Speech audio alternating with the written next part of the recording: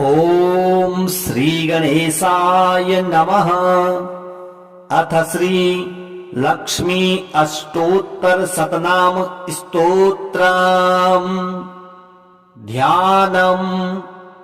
वन्दे पद्मकराम् प्रसन्नवदनाम् सौभाग्यदाम् भाग्यदाम् हस्ताभ्यामभयप्रदाम् मणिगणैः नानाविधैः भूषिताम् भक्ताभीष्टफलप्रदाम् हरिहर ब्रह्मादिभिः सेविताम् पार्श्वे पङ्कज शङ्खपद्म निधिभिः युक्ताम् सदा शक्तिभिः सरसिजनिलये सरोजहस्ते धवलतरांशुकगन्धमाल्यशोभे भगवति हरिवल्लभे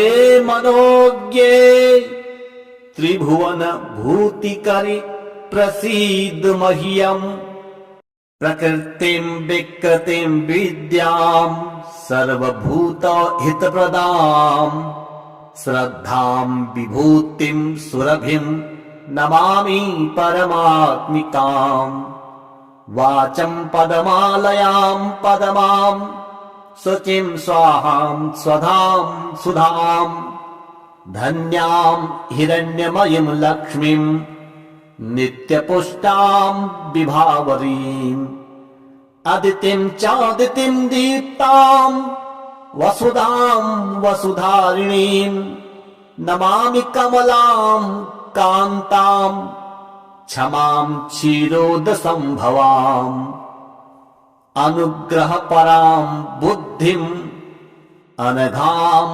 हरिवल्लभाम् अशोकाममृताम् दीप्ताम् लोकशोकविनाशिनीम् नमामि धर्मनिलयाम् करुणाम् लोकमातरम् पद्मप्रियाम् पद्महस्ताम् पद्माक्षिम् पद्मसुन्दरीम् पद्मोद्भवाम् पद्ममुखीम् पद्मनाभप्रियाम् रमाम् पद्ममालाधराम् देवीम् पद्मिनीम् पद्मगन्धिनीम् पुण्यगन्धा सुप्रसन्नाम् प्रसादाभिमुखीम् प्रभाम् नमामि चन्द्रवदनाम् चन्द्राम् चन्द्रसहोदरीम्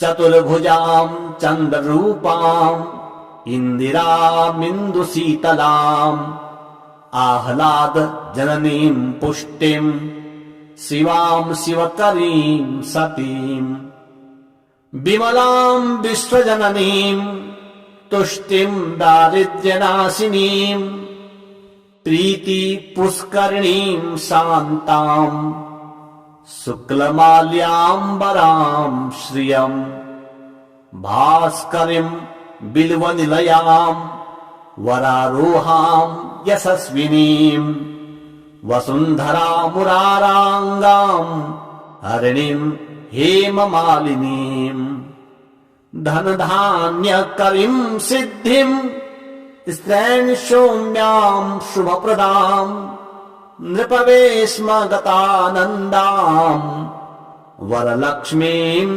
वसुप्रदाम् शुभाम् हिरण्यप्राकाराम् समुद्रतनयाम् जयाम् नमामि मङ्गलाम् देवीम् विष्णुवक्षस्थलस्थिताम् विष्णुपत्नीम् प्रसन्नाक्षीम् नारायणसमाश्रिताम् दारिद्र्यध्वंसिनीम् देवीम् सर्वोपद्रववारिणीम् नवदुर्गाम् महाकालीम् ब्रह्म विष्णु शिवात्मिकाम् त्रिकालज्ञानसम्पन्नाम् नमामि भुवनेश्वरीम् लक्ष्मीं क्षीरसमुद्रराजतनयाम् श्रीरङ्गधामेश्वरीम् दासीभूतसमस्तदेववनिताम् लोकैकदीपाङ्कुराम् श्रीमन्मन्दकटाक्षलब्धविभवद् ब्रह्मेन्द्र गङ्गाधराम् त्वाम् त्रैलोक्यकुटुम्बिनीम् सरसिजाम् वन्दे मुकुन्द प्रियाम्। मातर्नमामि कमले कमलायताक्षि श्रीविष्णुहृतकमलवासिनि विश्वमातः क्षीरोदजे कमलकोमलगर्भगौरि लक्ष्मी प्रसीद सततम् समताम् शरण्ये। त्रिकालम् यो जपेत विद्वान् षण्मासम् विजितेन्द्रियः दारिद्र्यध्वंसनम् कृत्वा सर्वमाप्नोत यत्नतः। देवी नाम सहस्रेषु पुण्यम् अष्टोत्तरम् शतम् येन श्रियमवाप्नोति कोटिजन्म दरिद्रतः। भृगुवारे शतम् धीमान् पठेत् वत्सरमात्रकम् अष्टैश्वर्यमवाप्नोति कुबेर इव भूतले। दारिद्र्यमोचनम् नाम स्तोत्रमम्बा परम् शतम् येन श्रियमवाप्नोति कोटिजन्म दरिद्रतः। भुक्त्वा तु विपुलान् भोगान् अन्ते सायुज्यमाप्नुयात् प्रातः काले पठेन्नित्यम् सर्वदुःखोपशान्तये। पठन्तो चिन्तयेद्देवीम् सर्वाभरणभूषिता। वन्दे पद्मकराम् प्रसन्नवदनाम् सौभाग्यदाम् भाग्यदाम् हस्ताभ्यामभयप्रदाम् मणिगणैः नानाविधैः भूषिताम्। भक्ताभीष्टफलप्रदाम् हरिहर ब्रह्मादिभिः सेविताम्। पार्श्वे पङ्कज शङ्खपद्म निधिभिः युक्ताम् सदा शक्तिभिः सरसिजनिलये सरोजहस्ते धवलतरान् सुखगन्धमाल्यशोभे। भगवति हरिवल्लभे मनोज्ञे त्रिभुवन भूतिकरि प्रसीद मह्यम्। प्रकृतिम् विकृतिम् विद्याम् सर्वभूतहितप्रदाम् श्रद्धाम् विभूतिम् सुरभिम् नमामि परमात्मिकाम्। वाचम् पदमालयाम् पदमाम् शुचिम् स्वाहाम् स्वधाम् सुधाम् धन्याम् हिरण्यमयीम् लक्ष्मीम् नित्यपुष्टाम् विभावरीम्। अदितिम् चादितिम् दीप्ताम् वसुधाम् वसुधारिणीम् नमामि कमलाम् कान्ताम् क्षमाम् क्षीरोदसम्भवाम्। अनुग्रहपराम् बुद्धिम् अनघाम् हरिवल्लभाम् अशोकाममृताम् दीप्ताम् लोकशोकविनाशिनीम्। नमामि धर्मनिलयाम् करुणाम् लोकमातरम् पद्मप्रियाम् पद्महस्ताम् पद्माक्षिम् पद्मसुन्दरीम्।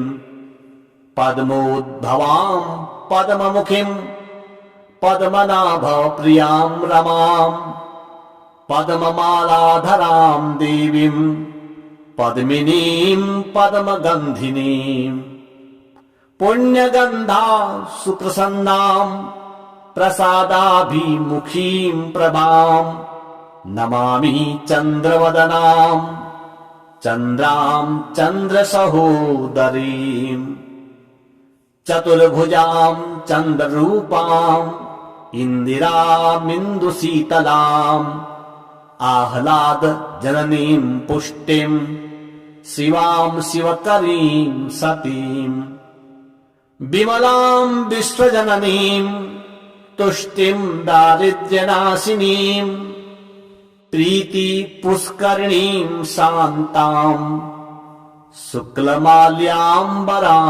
श्रियं भास्करीं बिल्वनिलयां वरारोहां यशस्विनीं वसुन्धरामुराराङ्गां हरिणीं हेममालिनीं धनधान्यकरीं सिद्धिं स्त्रैण सौम्यां शुभप्रदां नृपवेश्मगतानन्दां वरलक्ष्मीं वसुप्रदां शुभां हिरण्यप्राकारां समुद्रतनयां जयां नमामि मङ्गलां देवीं विष्णुवक्षस्थलस्थितां विष्णुपत्नीं प्रसन्नाक्षीं नारायणसमाश्रितां दारिद्र्यध्वंसिनीं देवीं सर्वोपद्रववारिणीं नवदुर्गां महाकालीं ब्रह्मविष्णु शिवात्मिकां त्रिकालज्ञानसम्पन्नां नमामि भुवनेश्वरीं लक्ष्मीं क्षीरसमुद्रराजतनयां श्रीरङ्गधामेश्वरीं दासीभूतसमस्तदेववनितां लोकैकदीपाङ्कुराम् श्रीमन्मन्दकटाक्षलब्धविभवद् ब्रह्मेन्द्रगङ्गाधरां त्वां त्रैलोक्यकुटुम्बिनीं सरसिजां वन्दे मुकुन्द प्रियाम् मातर्नमामि कमले कमलायताक्षि श्रीविष्णुहृतकमलवासिनि विश्वमातः क्षीरोदजे कमलकोमलगर्भकौरि लक्ष्मी प्रसीद सततं समतां शरण्ये त्रिकालं यो जपेत विद्वान् षण्मासं विजितेन्द्रियः दारिद्र्यध्वंसनं कृत्वा सर्वमाप्नोत यत्नतः देवी नाम सहस्रेषु पुण्यम् अष्टोत्तरं शतं येन श्रियमवाप्नोति कोटिजन्म दरिद्रतः भृगुवारे शतं धीमान् पठेत् वत्सरमात्रकम् अष्टैश्वर्यमवाप्नोति कुबेर इव भूतले दारिद्र्यमोचनं नाम स्तोत्रमम्बा परं शतं येन श्रियमवाप्नोति कोटिजन्म दरिद्रतः भुक्त्वा तु विपुलान् भोगान् अन्ते सायुज्यमाप्नुयात् प्रातः काले पठेन्नित्यम् सर्वदुःखोपशान्तये पठन्तो चिन्तयेत् देवीं सर्वाभरणभूषिता वन्दे पद्मकरां प्रसन्नवदनां सौभाग्यदां भाग्यदां हस्ताभ्यामभयप्रदां मणिगणैः नानाविधैः भूषिताम् भक्ताभीष्टफलप्रदां हरिहर ब्रह्मादिभिः सेविताम् पार्श्वे पङ्कज शङ्खपद्म निधिभिः युक्ताम् सदा शक्तिभिः सरसिजनिलये सरोजहस्ते धवलतरांशुक गन्धमाल्यशोभे भगवति हरिवल्लभे मनोज्ञे त्रिभुवन भूतिकरि प्रसीद मह्यम् प्रकृतिम् विकृतिम् विद्याम् सर्वभूत हितप्रदाम् श्रद्धाम् विभूतिम् सुरभिम् नमामि परमात्मिकाम् वाचम् पदमालयाम् पदमाम् शुचिम् स्वाहाम् स्वधाम् सुधाम् धन्याम् हिरण्यमयीम् लक्ष्मीम् नित्यपुष्टाम् विभावरीम् अदितिम् चादितिम् दीप्ताम् वसुधाम् वसुधारिणीम् नमामि कमलाम् कान्ताम् क्षमाम् क्षीरोदसम्भवाम् अनुग्रहपराम् बुद्धिम् अनघाम् हरिवल्लभाम् अशोकाममृताम् दीप्ताम् लोकशोकविनाशिनीम् नमामि धर्मनिलयाम् करुणाम् लोकमातरम् पद्मप्रियाम् पद्महस्ताम् पद्माक्षिम् पद्मसुन्दरीम् पद्मोद्भवाम् पद्ममुखीम् पद्मनाभप्रियाम् रमाम् पद्ममालाधराम् देवीम् पद्मिनीम् पद्मगन्धिनीम् पुण्यगन्धा सुप्रसन्नाम् प्रसादाभिमुखीम् प्रभाम् नमामि चन्द्रवदनाम् चन्द्राम् चन्द्रसहोदरीम् चतुर्भुजाम् चन्द्ररूपाम् इन्दिरामिन्दुशीतलाम् आह्लाद जननीम् पुष्टिम् शिवाम् शिवकरीम् सतीम् विमलाम् विश्वजननीम् तुष्टिम् दारिद्र्यनाशिनीम् प्रीति पुष्करिणीम् शान्ताम् शुक्लमाल्याम्बराम् श्रियम् भास्करीम् बिल्वनिलयाम् वरारोहाम् यशस्विनीम् वसुन्धरामुराराङ्गाम् हरिणीम् हेममालिनीम् धनधान्यकरीम् सिद्धिम् स्त्रैण सौम्याम् शुभप्रदाम् नृपवेश्मगतानन्दाम् वरलक्ष्मीम्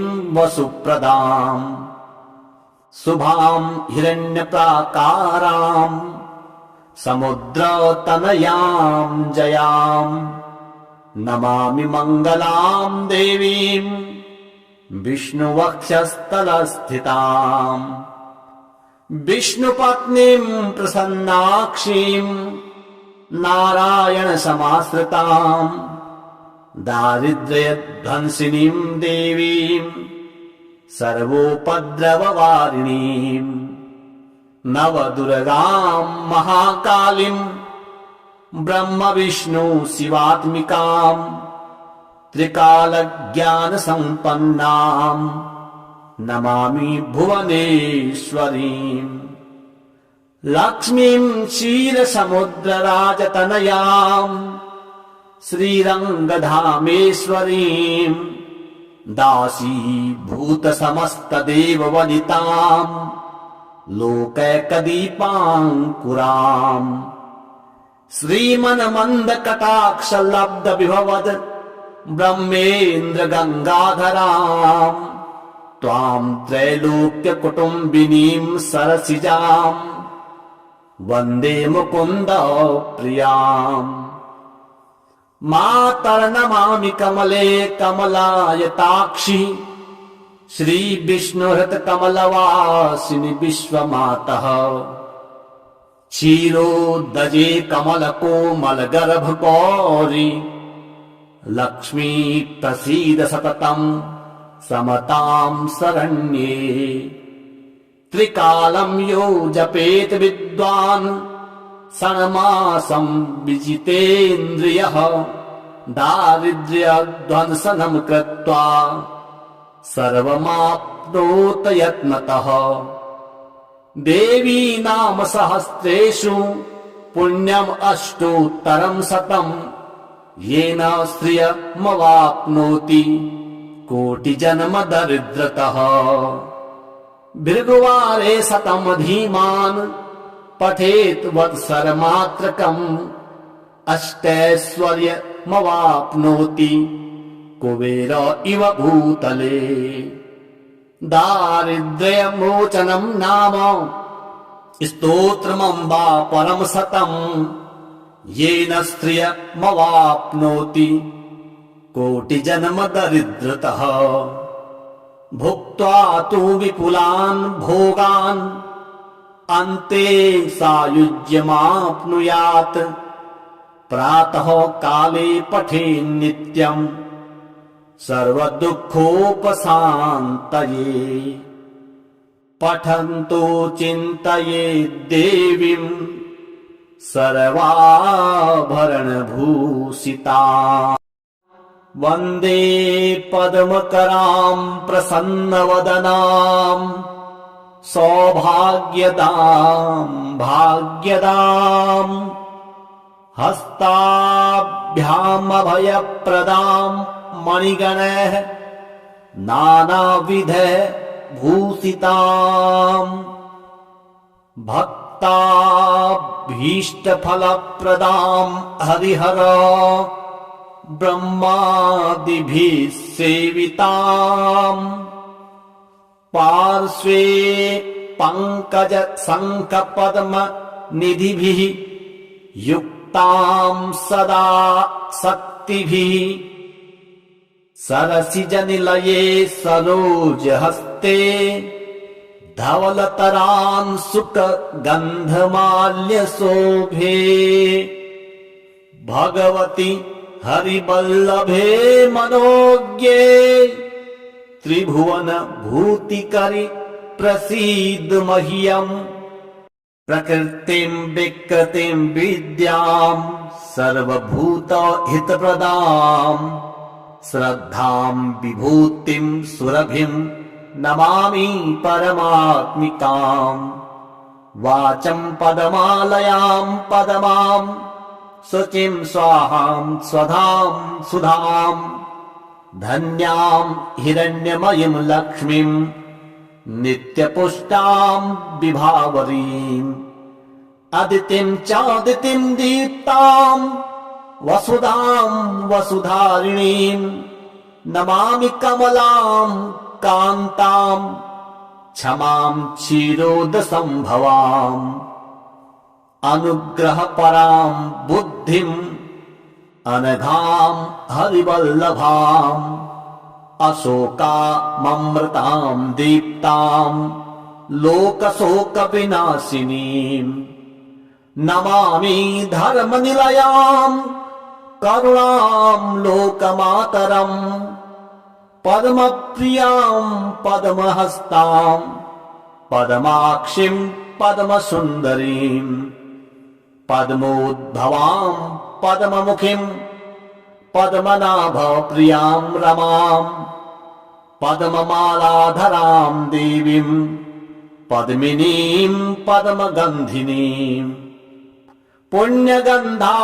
सुप्रसन्नां प्रसादाभिमुखीं प्रभां नमामि चन्द्रवदनां चन्द्रां चन्द्रसहोदरीं चतुर्भुजां चन्द्ररूपां इन्दिरामिन्दुशीतलाम् आह्लाद जननीं पुष्टिं शिवां शिवकरीं सतीं विमलां विश्वजननीं तुष्टिं दारिद्र्यनाशिनीं प्रीति पुष्करिणीं शान्ताम् शुक्लमाल्याम्बरां श्रियम् भास्करीं बिल्वनिलयां वरारोहां यशस्विनीं वसुन्धरामुराराङ्गां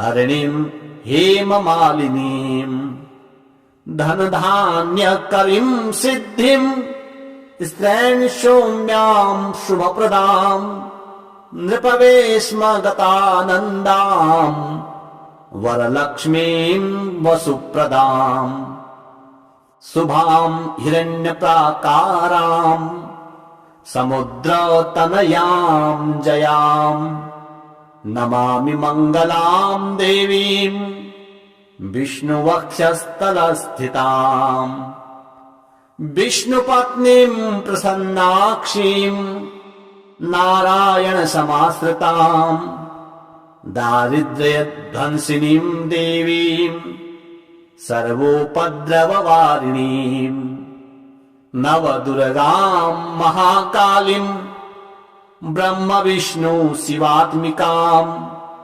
त्रिकालज्ञानसम्पन्नां नमामि भुवनेश्वरीं लक्ष्मीं क्षीरसमुद्रराजतनयां श्रीरङ्गधामेश्वरीं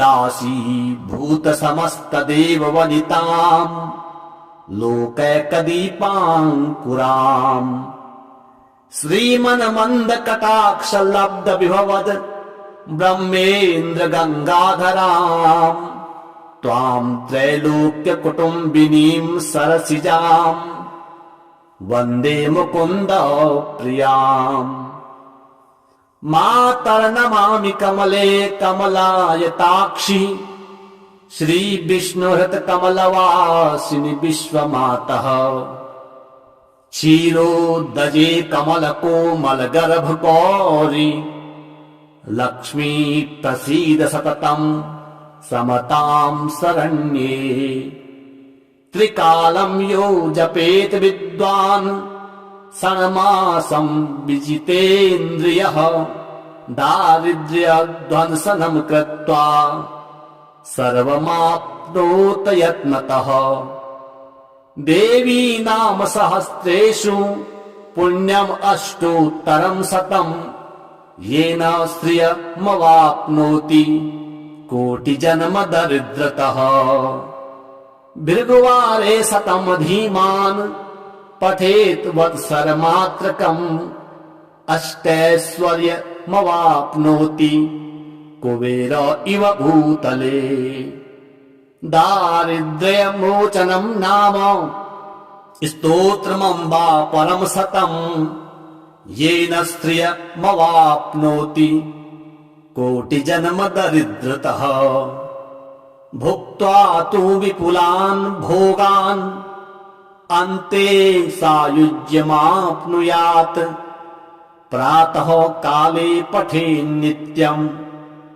सर्वदुःखोपशान्तये पठन्तो चिन्तयेत् देवीं सर्वाभरणभूषिता वन्दे पद्मकरां प्रसन्नवदनां सौभाग्यदां भाग्यदां हस्ताभ्यामभयप्रदां मणिगणैः नानाविधैः भूषिताम् भक्ताभीष्टफलप्रदां हरिहर ब्रह्मादिभिः सेविताम् पार्श्वे पङ्कज शङ्खपद्म निधिभिः युक्तां सदा शक्तिभिः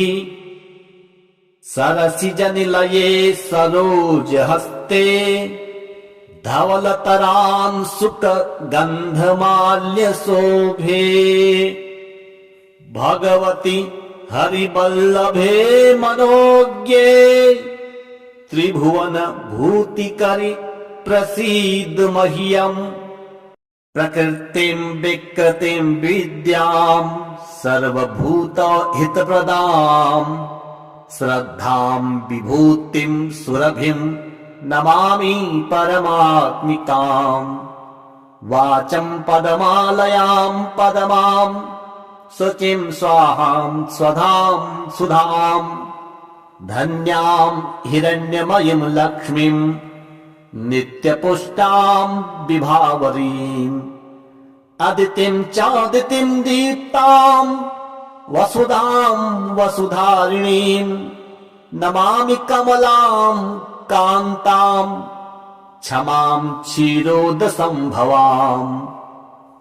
अनुग्रहपरां बुद्धिं अनघां हरिवल्लभाम् अशोकाममृतां दीप्तां लोकशोकविनाशिनीम् नमामि धर्मनिलयां करुणां लोकमातरम् पद्मप्रियां पद्महस्तां पद्माक्षीं पद्मसुन्दरीं पद्मोद्भवां पद्ममुखीं पद्मनाभप्रियां रमां पद्ममालाधरां देवीं पद्मिनीं पद्मगन्धिनीं पुण्यगन्धा सुप्रसन्नां प्रसादाभिमुखीं प्रभां नमामि चन्द्रवदनां चन्द्रां चन्द्रसहोदरीं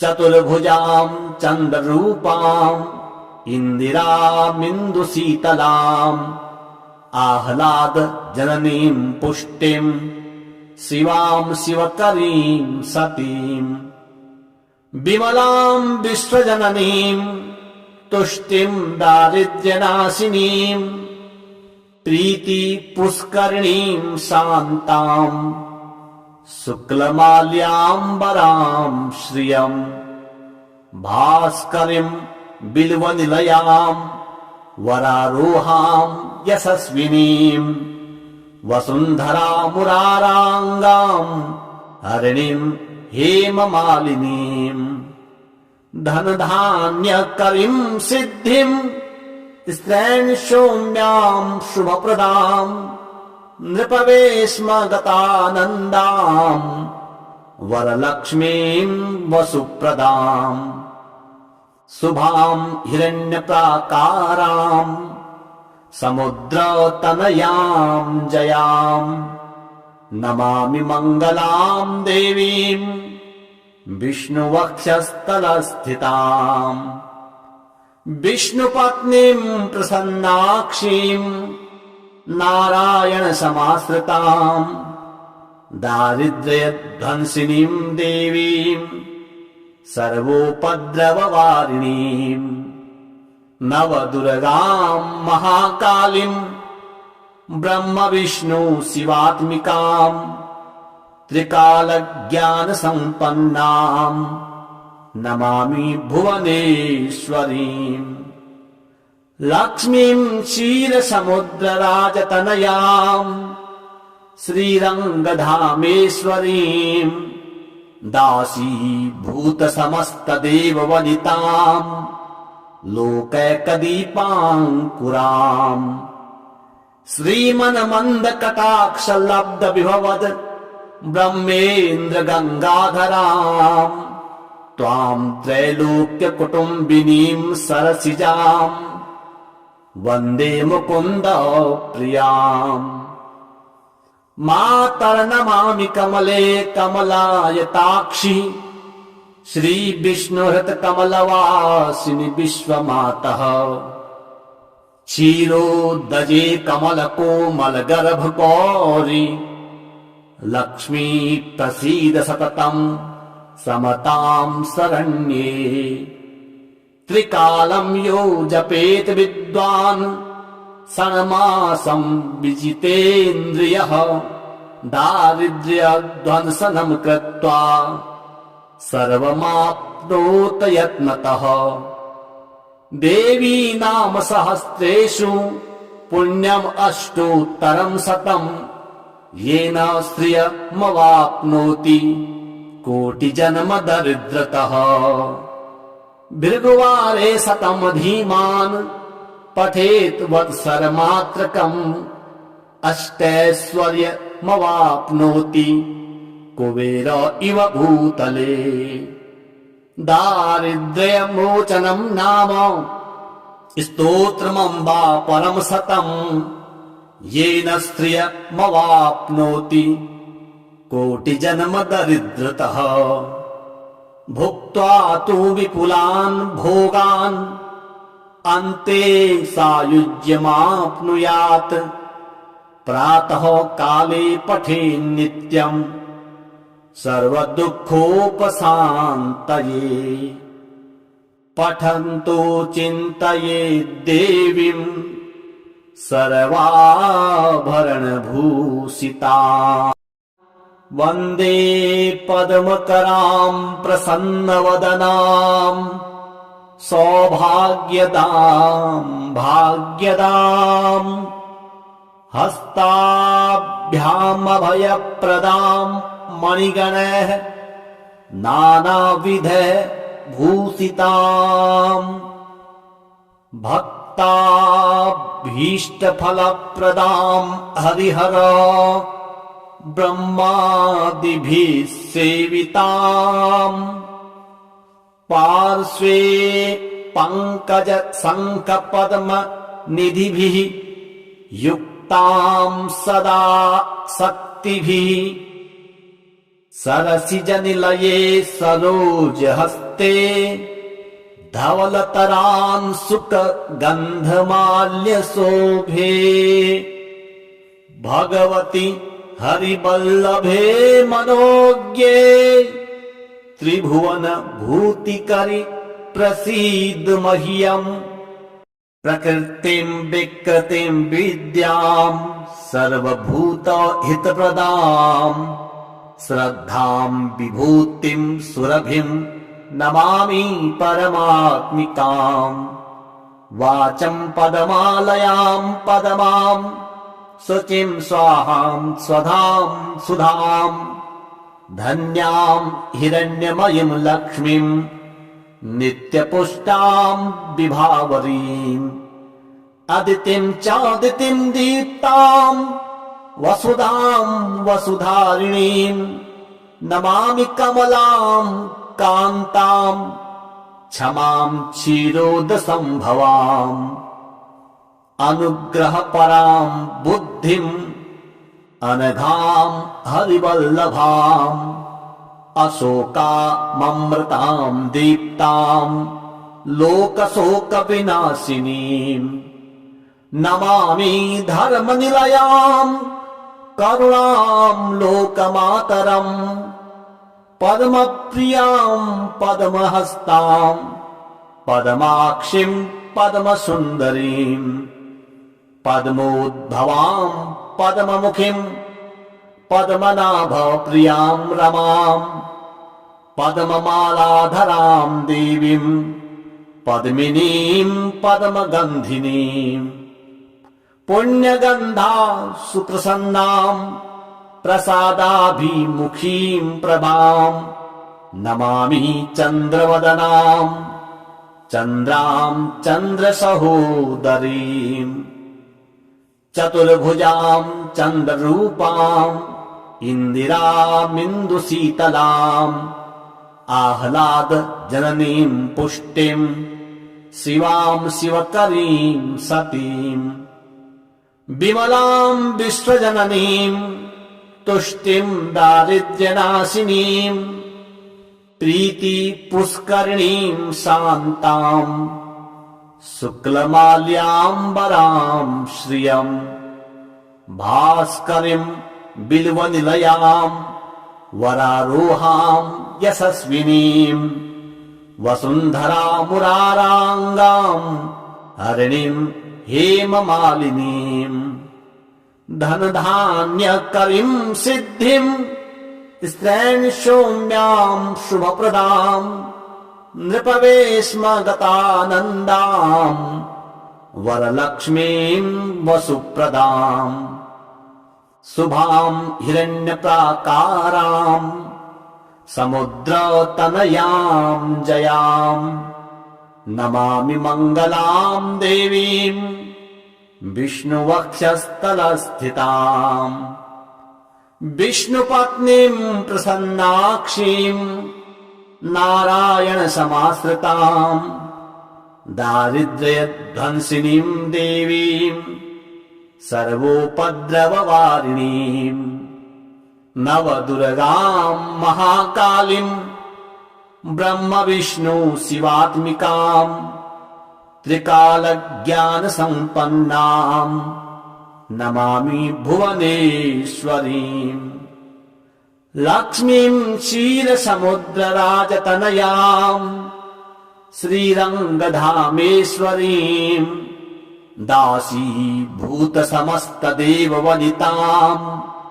लोकैकदीपाङ्कुराम् श्रीमन्मन्दकटाक्षलब्धविभवद् ब्रह्मेन्द्रगङ्गाधराम् त्वाम् त्रैलोक्यकुटुम्बिनीम् सरसिजाम् वन्दे मुकुन्द प्रियाम् मातर्नमामि कमले कमलायताक्षि श्रीविष्णुहृतकमलवासिनि विश्वमातः क्षीरोदजे कमलकोमलगर्भगौरि लक्ष्मी प्रसीद सततम् समताम् शरण्ये त्रिकालम् यो जपेत विद्वान् षण्मासम् विजितेन्द्रियः दारिद्र्यध्वंसनम् कृत्वा सर्वमाप्नोत यत्नतः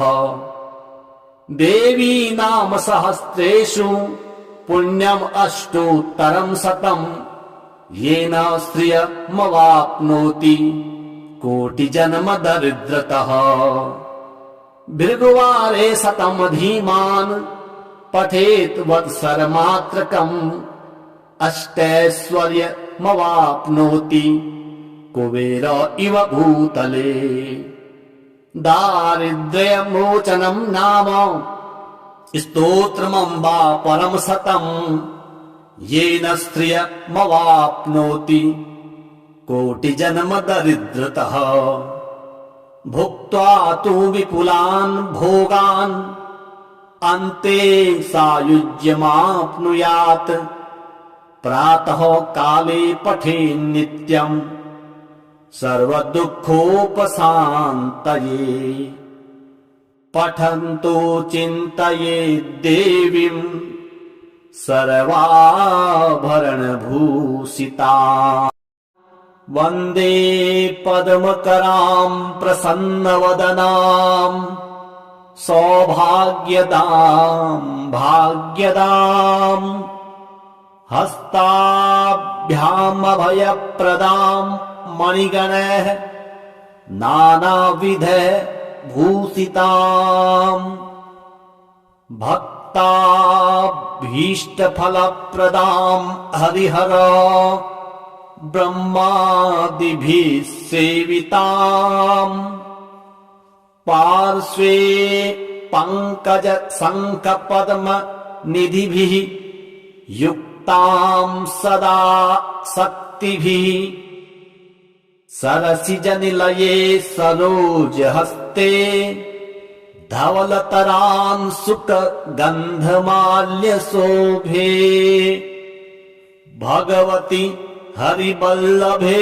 मनोज्ञे त्रिभुवन भूतिकरि प्रसीद मह्यम् प्रकृतिम् विकृतिम् विद्याम् सर्वभूत हितप्रदाम् श्रद्धाम् विभूतिम् सुरभिम् नमामि परमात्मिकाम् वाचम् पदमालयाम् पदमाम् शुचिम् स्वाहाम् स्वधाम् सुधाम् धन्याम् हिरण्यमयीम् लक्ष्मीम् नित्यपुष्टाम् विभावरीम् अदितिम् चादितिम् दीप्ताम् वसुधाम् वसुधारिणीम् नमामि कमलाम् कान्ताम् क्षमां क्षीरोदसंभवाम् अनुग्रहपरां बुद्धिम् अनघां हरिवल्लभाम् अशोकाममृतां दीप्तां लोकशोकविनाशिनीम्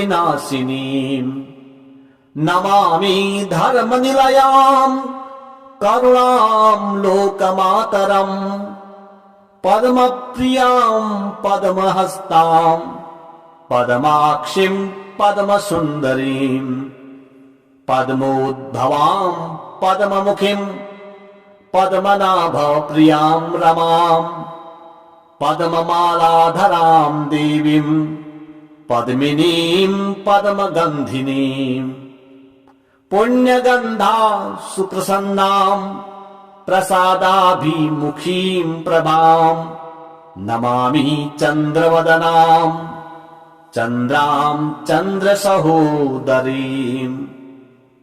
चतुर्भुजां चन्द्ररूपां इन्दिरामिन्दुशीतलाम् आह्लादजननीं पुष्टिं शिवां शिवकरीं सतीं विमलां विश्वजननीं तुष्टिं दारिद्र्यनाशिनीं प्रीतिपुष्करिणीं शान्तां शुक्लमाल्याम्बरां श्रियं भास्करीं बिल्वनिलयां वरारोहां यशस्विनीं वसुन्धरामुराराङ्गां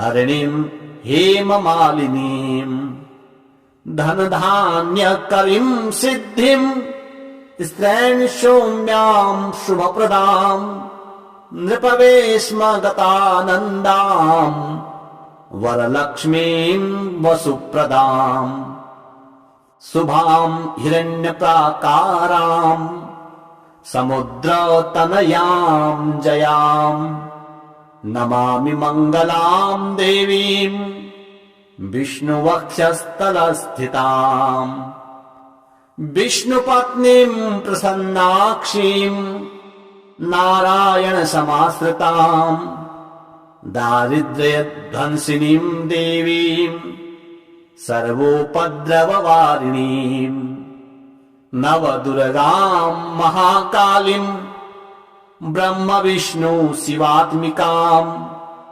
त्रिकालज्ञानसम्पन्नां नमामि भुवनेश्वरीं लक्ष्मीं क्षीरसमुद्रराजतनयां श्रीरङ्गधामेश्वरीं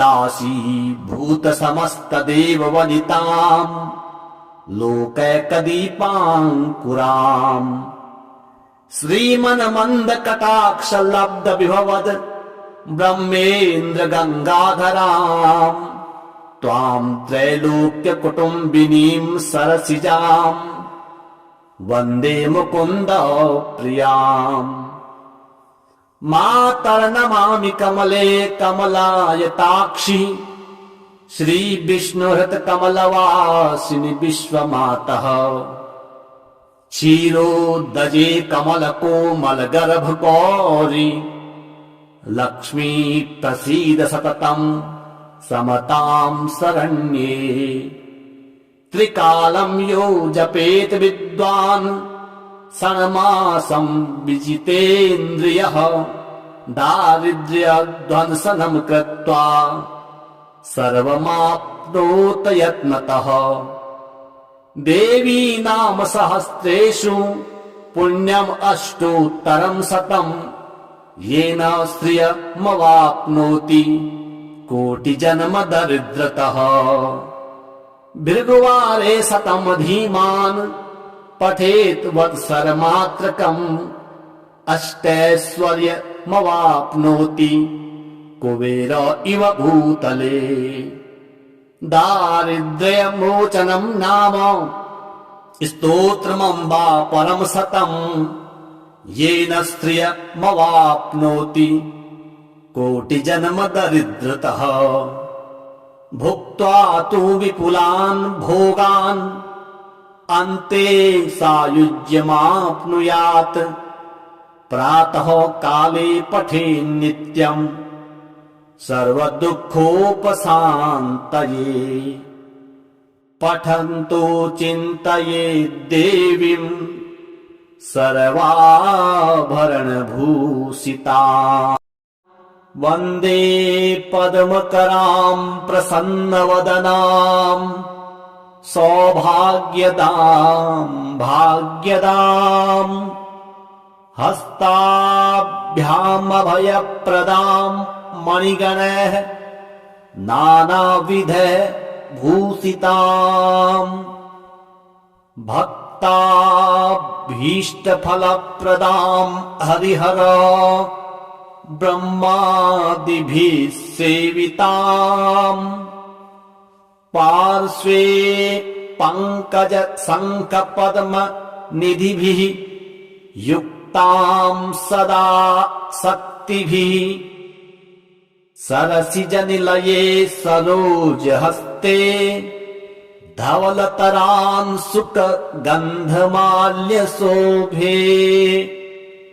भगवति हरिवल्लभे मनोज्ञे त्रिभुवन भूतिकरि प्रसीद मह्यम्। प्रकृतिम् विकृतिम् विद्याम् सर्वभूतहितप्रदाम् श्रद्धाम् विभूतिम् सुरभिम् नमामि परमात्मिकाम्। वाचम् पदमालयाम् पदमाम् शुचिम् स्वाहाम् स्वधाम् सुधाम्। धन्याम् हिरण्यमयीम् लक्ष्मीम् नित्यपुष्टाम् विभावरीम्। अदितिम् चादितिम् दीप्ताम् वसुधाम् वसुधारिणीम्। नमामि कमलाम् कान्ताम् क्षमाम् क्षीरोदसम्भवाम्। अनुग्रहपराम् बुद्धिम् अनघाम् हरिवल्लभाम्। अशोकाममृताम् दीप्ताम् लोकशोकविनाशिनीम्। नमामि धर्मनिलयाम् करुणाम् लोकमातरम्। पद्मप्रियाम् पद्महस्ताम् पद्माक्षिम् पद्मसुन्दरीम्। पद्मोद्भवाम् पद्ममुखीम् पद्मनाभप्रियाम् रमाम्। पद्ममालाधराम् देवीम् पद्मिनीम् पद्मगन्धिनीम्। पुण्यगन्धा सुप्रसन्नाम् प्रसादाभिमुखीम् प्रभाम्। नमामि चन्द्रवदनाम् चन्द्राम् चन्द्रसहोदरीम्। चतुर्भुजाम् चन्द्ररूपाम् इन्दिरामिन्दुशीतलाम्। आह्लाद जननीम् पुष्टिम् शिवाम् शिवकरीम् सतीम्। विमलाम् विश्वजननीम् तुष्टिम् दारिद्र्यनाशिनीम्। प्रीतिपुष्करिणीम् शान्ताम् शुक्लमाल्याम्बराम् श्रियम्। भास्करीम् बिल्वनिलयाम् वरारोहाम् यशस्विनीम्। वसुन्धरामुराराङ्गाम् हरिणीम् हेममालिनीम्। धनधान्यकरीम् सिद्धिम् स्त्रैण सौम्याम् शुभप्रदाम्। नृपवेश्मगतानन्दाम् वरलक्ष्मीम् वसुप्रदाम्। शुभाम् हिरण्यप्राकाराम् समुद्रतनयाम् जयाम्।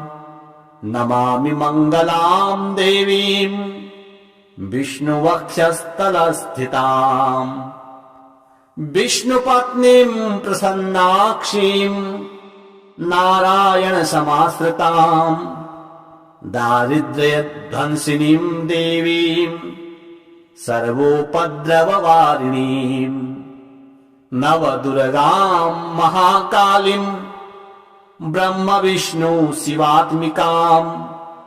त्रिकालज्ञानसम्पन्नाम् नमामि भुवनेश्वरीम् लक्ष्मीं क्षीरसमुद्रराजतनयाम् श्रीरङ्गधामेश्वरीम् दासीभूतसमस्तदेववनिताम् लोकैकदीपाङ्कुराम् श्रीमन्मन्दकटाक्षलब्धविभवद् ब्रह्मेन्द्रगङ्गाधराम् त्वाम् त्रैलोक्यकुटुम्बिनीम् सरसिजाम् वन्दे मुकुन्द प्रियाम् मातर्नमामि कमले कमलायताक्षि श्रीविष्णुहृतकमलवासिनि विश्वमातः क्षीरोदजे कमलकोमलगर्भगौरि लक्ष्मी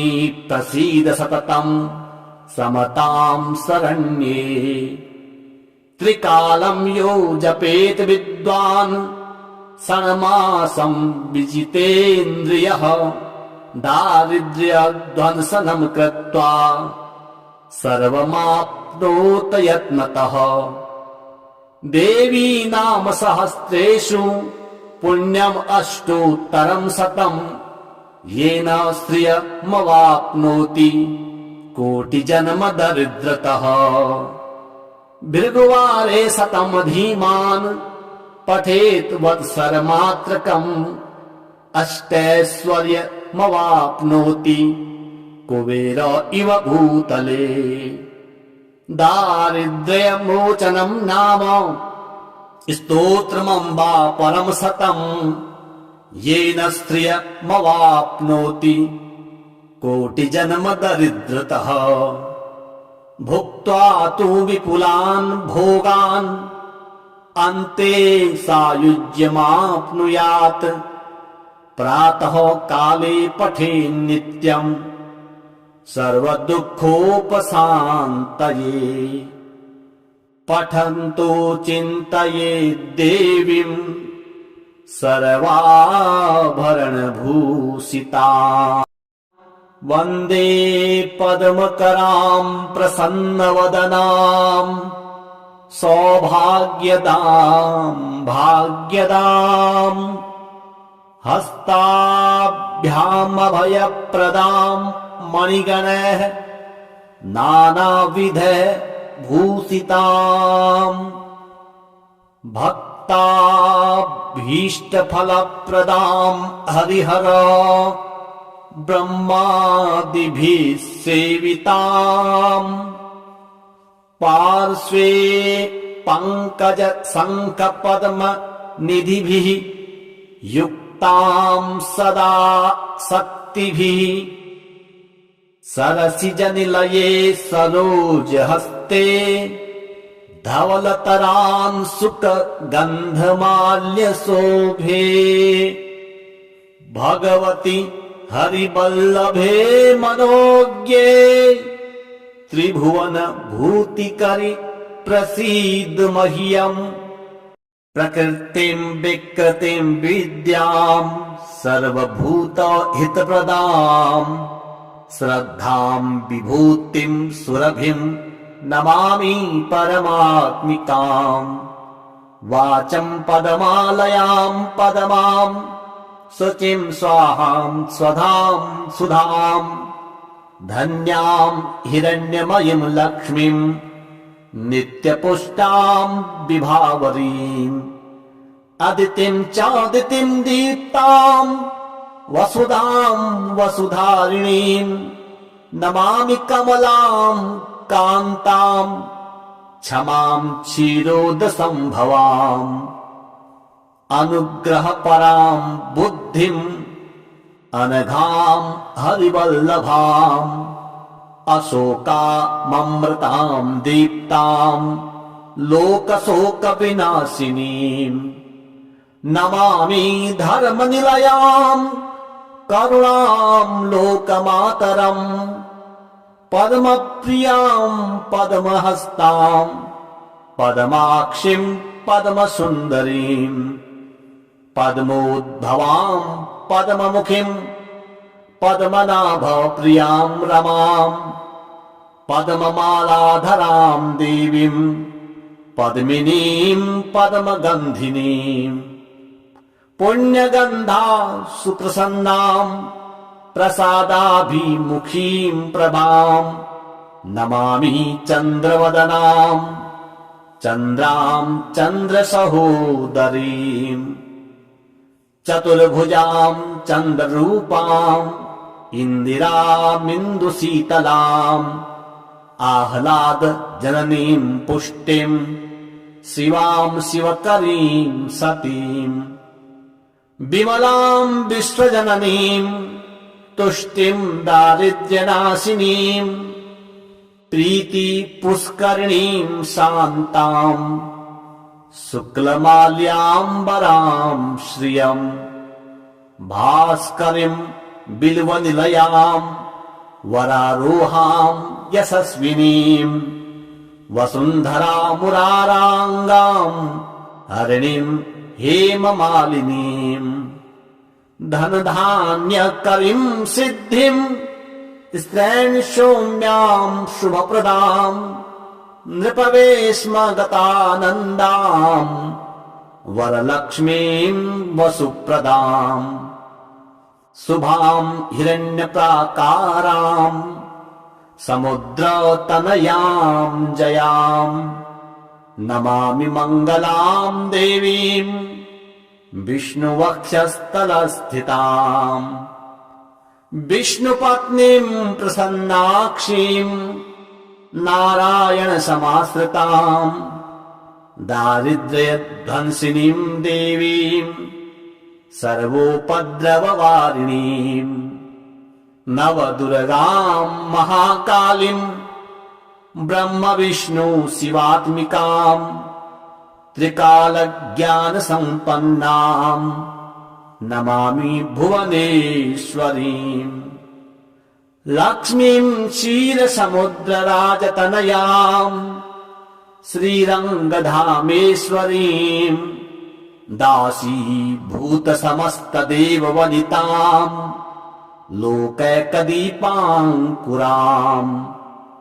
श्रीमन्मन्दकटाक्षलब्ध विभवद ब्रह्मेन्द्र गङ्गाधरां त्वां त्रैलोक्यकुटुम्बिनीं सरसिजां वन्दे मुकुन्द प्रियाम् मातर्नमामि कमले कमलायताक्षि श्रीविष्णुहृतकमलवासिनि विश्वमातः क्षीरोदजे कमलकोमलगर्भगौरि लक्ष्मी प्रसीद सततं समतां शरण्ये त्रिकालं यो जपेत विद्वान् षण्मासं विजितेन्द्रियः दारिद्र्यध्वंसनं कृत्वा सर्वमाप्नोत यत्नतः देवी नाम सहस्रेषु पुण्यम् अष्टोत्तरं शतं येन श्रियमवाप्नोति कोटिजन्म दरिद्रतः भृगुवारे शतं धीमान् पठेत् वत्सरमात्रकम् अष्टैश्वर्यमवाप्नोति कुबेर इव भूतले दारिद्र्यमोचनं नाम स्तोत्रमम्बा परं शतं येन श्रियमवाप्नोति कोटिजन्म दरिद्रतः भुक्त्वा तु विपुलान् भोगान् अन्ते सायुज्यमाप्नुयात् प्रातः काले पठेन्नित्यम् सर्वदुःखोपशान्तये पठन्तो चिन्तयेत् देवीं सर्वाभरणभूषिताम्।